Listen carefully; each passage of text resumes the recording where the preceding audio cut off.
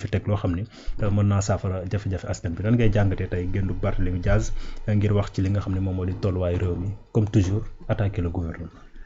waaw waaw c'est vrai que point de presse bi moom. Bon abordé na fa plusieurs sujets. Et puis pour ne pas être dans la caricature je dirais que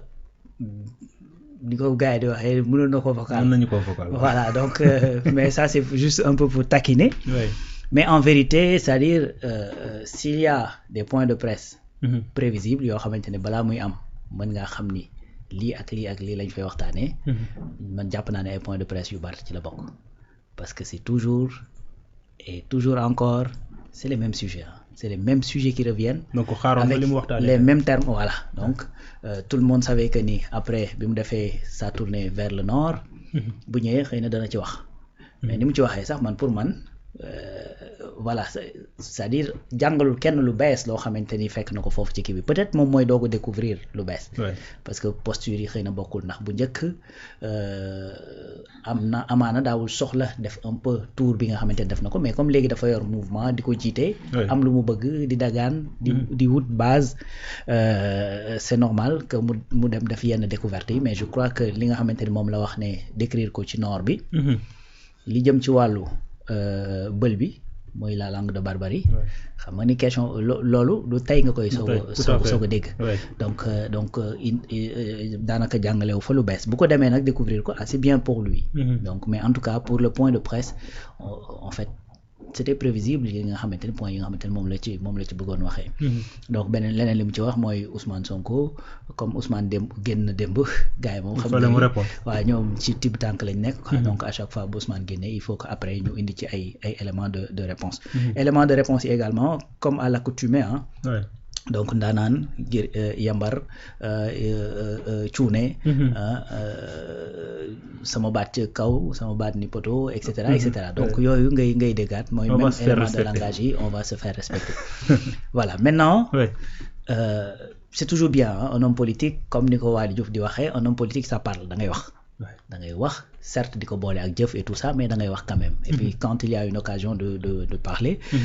da ngay génn wax mais aussi il y a des occasions pour se taire hein. Absolument. Voilà autant les boobu des occasions pour parler noonu la des occasions pour se taire parce que des fois aussi boo waxee da ngaa war a am looy wax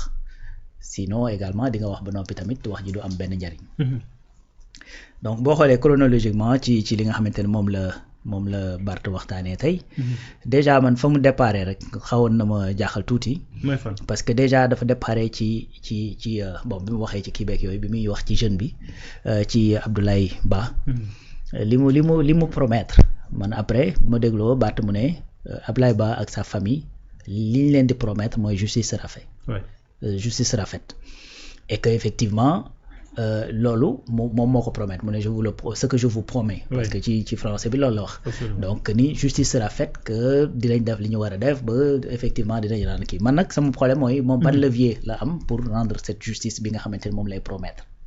man jàpp naa ne un homme politique quand tu promets il faut promettre des choses qui sont réalisables loo xamante ne yow mën nga koo def parce que tey justice dafa am ñu koy doxal ñi ci gën a sentu mooy ñi nga xamante ni ñoo yor peut-être état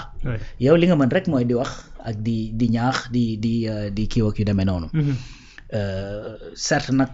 ci at yu mujj yi ci jëm ci wàllu manifestation ak yu ni mel du Ablaye Ba moo ci njëkk moo ci mujj sax nag ñàkk bakkanam mais tey am na ñoo xamante ni 2021 ba 2024 wax dëgg yàlla li xew ci réew mi je pense que bu fekkee da ngay dox justice rek te justice war a tax c'est-à-dire boo waxee ci lu mel nii ba pare waroo embrayer ak naan ñii mënuñu dara defuñu dara ci réew mi te pourtant jël nañu 55 milliards di ko jox ñoo xamante ni ñoom ñoo àndoon ak ñoom di yàq te pourtant moment yooyu yàq boobu di am ak yu ni mel mais bu ñu delloo tuuti gannaaw rek yaa ñi ngay taxé de yàqkat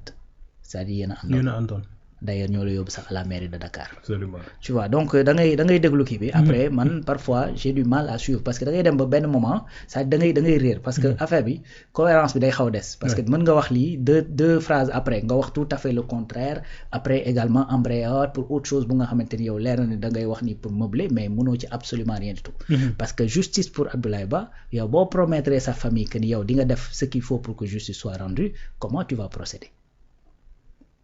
C'est la question que je suis tenté de lui poser. Vous faites une conférence de presse là et tout ça, comme journaliste, c'est la question que j'allais lui poser. Comment tu vas faire pour rendre justice à Abdoulaye Ba? Est-ce qu'il ne veut pas gagner l'estime peut-être de la famille? Parce qu'il a parlé de la mairie de Dakar, mu mel ni ba tey bëtam moo ngi ci. waaw parce que benn moment sax dafa ne moi en tant que maire de Dakar et tout ça donc loolu aussi c'est vrai que feeñ na ci wax bi wax na aussi yi nga xamante ne réalisé na ko ba mu nekk ci kii et c'est très bien ça aussi il faut le reconnaître donc muy centre de dialyse bi c'est très bien donc muy li nga xamante ni lycée technique bi muy wax bi nekk Grand Dakar aussi c'est très bien donc li jëm ci wàllu réflexion CM Ousmane Socé Diop bi également c'est très bien maintenant la question mooy que ni est-ce que def nañ ko ci montant yi mu war a nekkee est-ce que effectivement bu ñu càmbaree est-ce que audit yi ñuy dégg et tout ça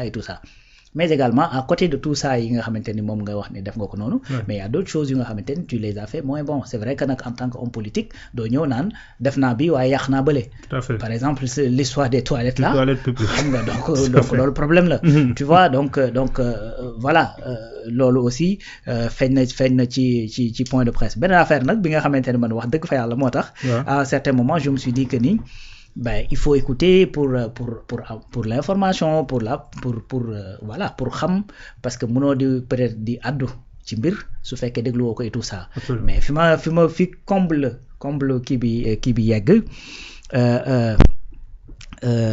kii bi yegg incohérence bi mooy quand tu dis que ni réew mi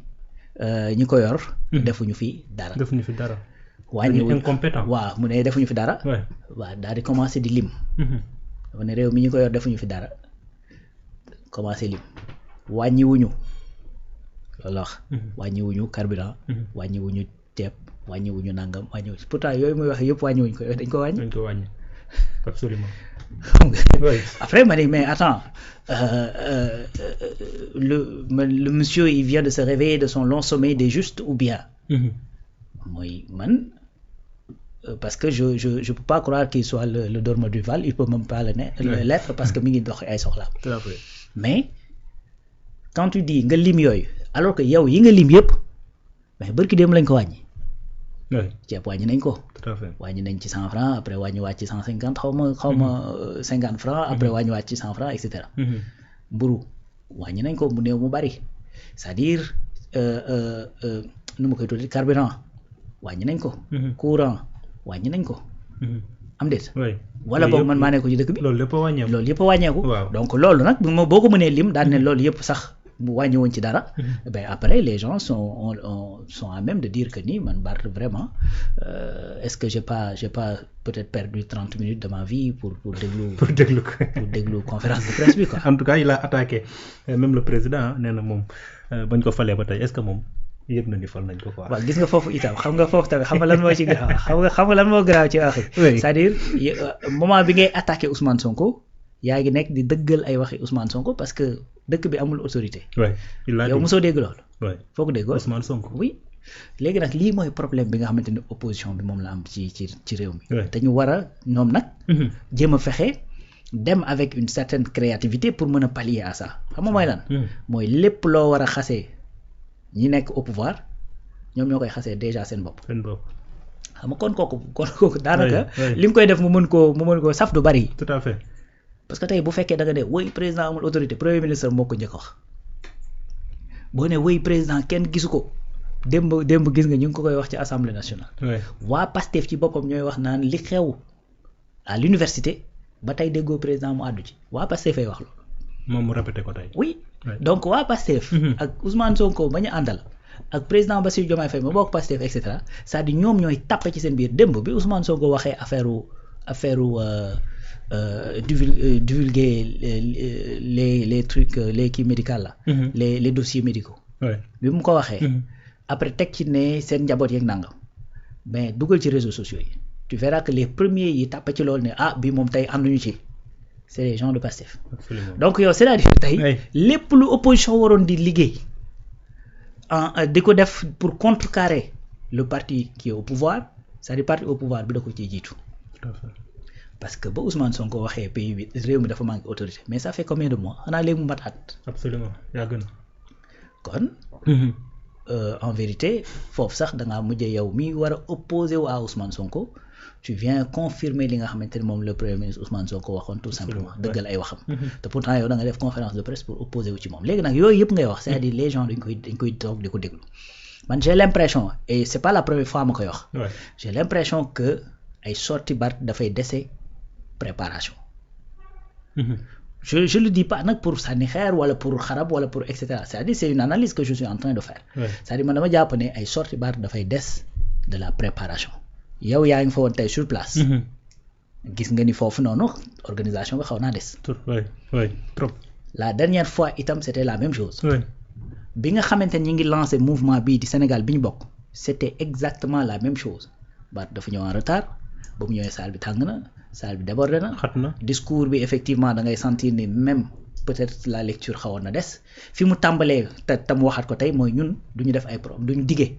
dañuy wax liñ liggéey bi muy wax ci maire bi pourtant ba muy tàmbali propos li mu njëkk a wax mooy je promets promettre mooy diggee je promets la justice à la famille de Abdoulaye Ba la contradiction alors tu vois ba ñuy lancer également mouvement bii di nga xamante ne mooy Sénégal bi ñu bokk c'était la même chose li mu wax ci début discours am mooy Sénégal bi ñu bokk c'est une promesse ba pare ci biir wax ji mu ne ñun nag duñ fi nekk di promettre ak nangam sax ma ne mais yow même ton mouvement c'est une promesse nga ko démarrer kon loolu également da ngay man ma jàpp ni mën naa tromper mais ce que je sens ci ay sorties Barth mooy de l'impréparation benn ñàkk maîtrise ci les sujets yi nga xamante ne c'est des sujets yu nga xamante ne yu jar a waxtaanee la tey sortie bi dégg nga ñu wax ci ba daaneel conférence de presse bi dégg nga ñu wax ci dette bi non est-ce que dégg nga ñu wax ci fiscalité dégg nga ñu wax ci économie croissance déedéet c'était Ousmane Sonko et pourtant en quelque sorte et pourtant aujourd'hui c'est ça les questions cruciales yi tegu suñu kaw mooy tey yow Barthélémy Diaz en tant que Sénégalais libre boo xamante ne da ngay dagaan baatu askan bi ngir nekk président de la République Sénégal am na problème dette tu es d'accord pour ñu restructurer ou pas de façon très simple je suis d'accord pour la restructuration peut-être que ki jàkkaarloo yow dina luy restructuration après nga wax moo tax may wax ne da ngay sentir peut-être de l'impréparation parfois da ngay sentir benn ñàkk maîtrise ci sujet yi nga xamante ne moom la ñu développé li may waxaat également Barth est sorti fii wax ne waa FMI nañu ñëw lijjanti lu jëm ci wàllu lan la ko waxeeti woon sax compte 1000 milliards bi nga xamante ne moom la Ousmane Sonko waxoon xam nga loolu ça n'a absolument aucun rapport xam nga loolu yoonu FMI nekku ci mais tey un leader politique bu mel ni Barth war a mën a taxaw génne idée boobu xalaat ko rek doy na waar mais nga war ko mën a génne devant caméra wax ne FMI nañ ñëw Sénégal pour lijjanti compte 1000 milliards bi nga xamante ne moom la Ousmane Sonko di wax FMI du cabinet d'audit bailleur la partenaire financier quoi ay technique donc bu ñëwee fii dafa amul sax audace di laaj Sénégal yéen seen compte boobu ngeen di wax et cetera c'est-à-dire c'est pas son rôle donc lii moo tax man may wax loolu ma ne da ngay sentir impréparation jàpp naa ne nag point de presse tey bi ben li ci ëpp daal wax dëgg fa yàlla man de li ma ci jàpp ci lu bari kiiwul c'était peut-être benn moment pour dire que je suis là dem naa tournée ba ñëw je vais vous rendre compte de la laa fa jële mais muy ci tournée bi li mu fa wax jàngalul sénégalais yi lu ñu xamul muy effectivement ci problème Abdoulaye Ba bi li mu wax te promettre ko man jàpp naa ni loolu moom mënu ko promesse la boo xamante ne du ko réaliser parce que c'est pas lui qui fait la justice amul prérogative yi amul moyen bi amul mbooloo mi amul voilà donc ainsi de suite amul xam-xam bi bon loolu moom je te laisse cette je te laisse ça bàyyi la ko